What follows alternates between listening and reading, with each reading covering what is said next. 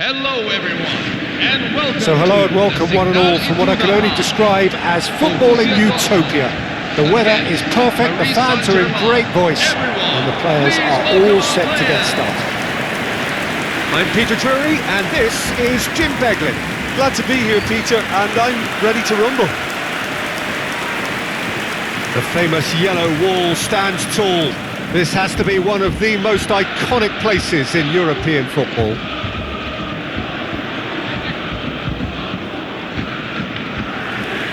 This is the perfect game for all parties, not least the neutrals who've just come to enjoy it. Well, at least on the face of it, Peter, there's very little at stake in this. But, Jim, but... Well, it still gives ample opportunity for some fringe players to make their case.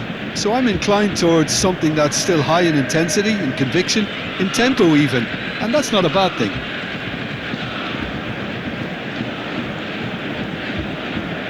And now, line it up for Borussia Dortmund. The lineup suggests, Jim, that it's going to be a 3-4-3 formation. Well, I always feel, Peter, that central midfield is a big area of responsibility in this system. It's not as easy for the front three to get behind the ball quickly if one of the wing-backs is pushed on. Then the boys in the engine room have serious cover to provide. So a lot of hard work has to go into this, and at times you can get stretched. But boy, it can work at one end.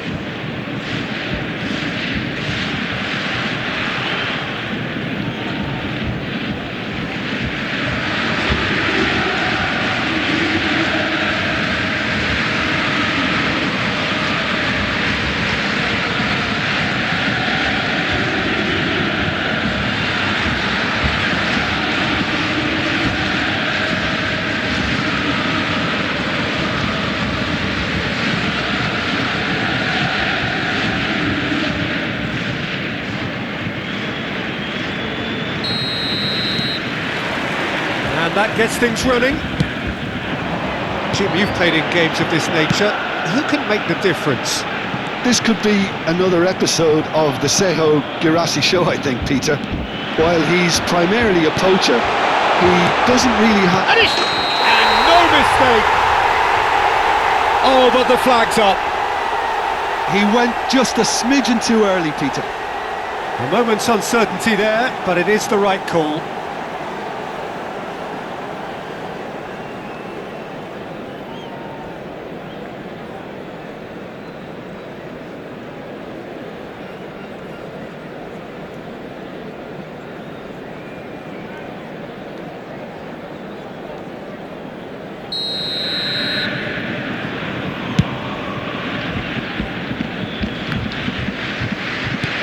Vitinha and Mendes. Now it's Neves. In early. Wants the keeper's ball. He could have done himself a massive favour by just lifting his head up there. You know, it would have been a better picture of what was going on around him.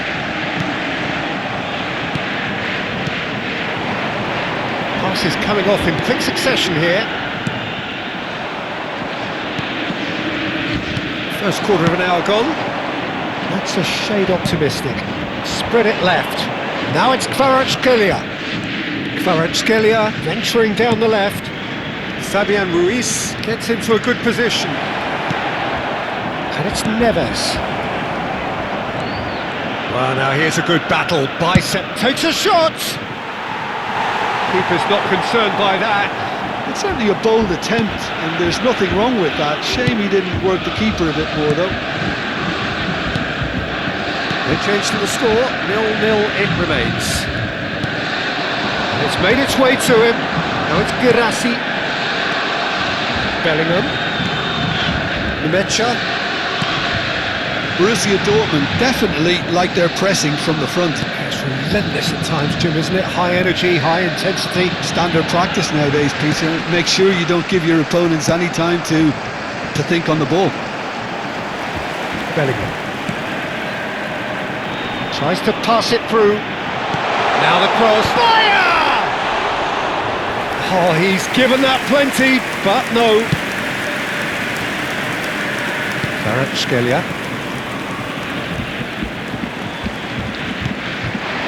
This is Dembele. Oh, good spread. Bellingham. Still waiting for the game's first breakthrough goal. Good read, needed to be. Now it's Doué. Doué carries the ball down the right. Hakimi. Now it's Doué. And he's managed to get free. Doué! Goal! Surprise, surprise. Look who turns up to give his side the ultimate lift before the break. Now we can look forward to a whole different game in this second half. Number 14. That really is quite fabulous. All his own doing. Oh, that's wonderful to see. The run was explosive, the finish exquisite.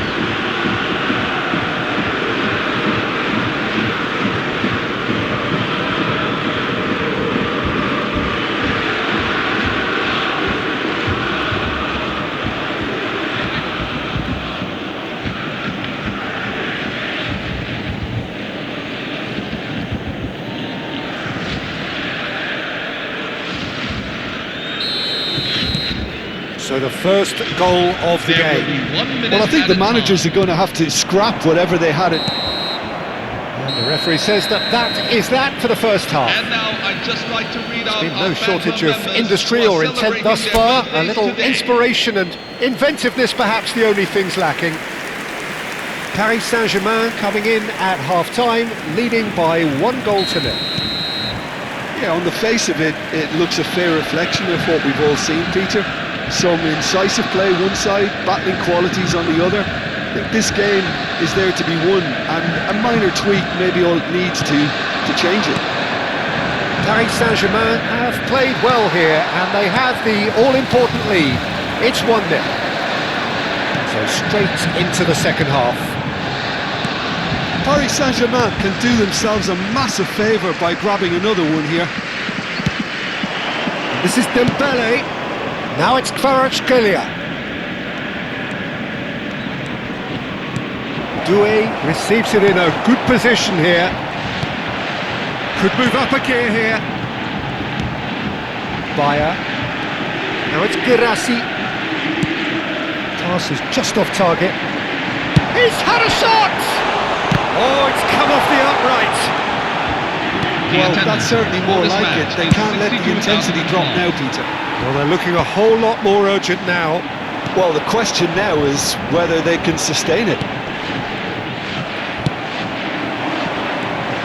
Now it's Kvaratskhelia. This is Dembele. Kvaratskhelia has it out wide and in space. Oh, that was one big no-no when you've got a queue formed in the box. Well, the referee's pulled play back and has booked him for the original offence.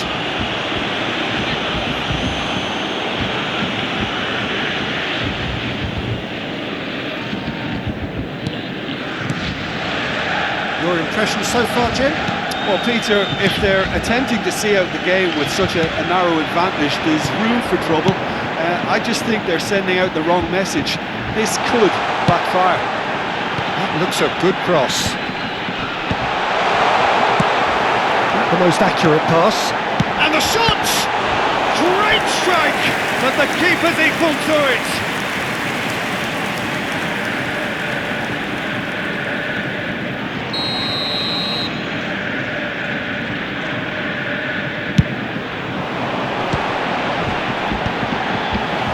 And now they can spring out of defence.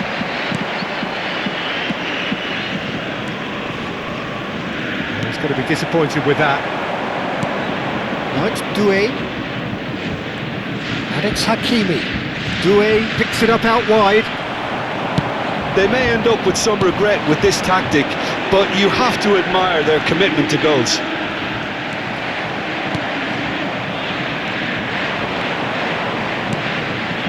That's positional goals, the utilisation of space.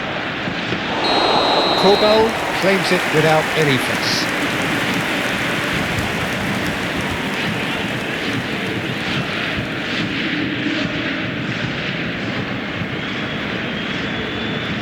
Substitution for Borussia Dortmund, number 9, Seho Guirassi. Coming on the field is number 21. Now it's Doué. Schlotterbeck does really well to win the ball there. Nemecha. Well timed, excellent interception. Now it's Kvaratskhelia. Doué. So much time and space here. Have been indicated.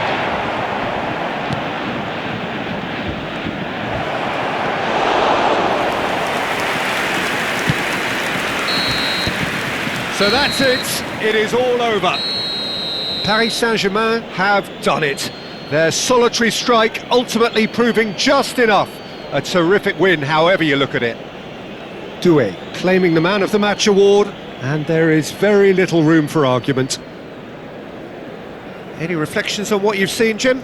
Well, I'm sure this wasn't in the game plan, the idea of defending a 1-0 lead, Peter, from before the break. But I suppose they were never really in danger, so there was no need to disengage the handbrake in the end.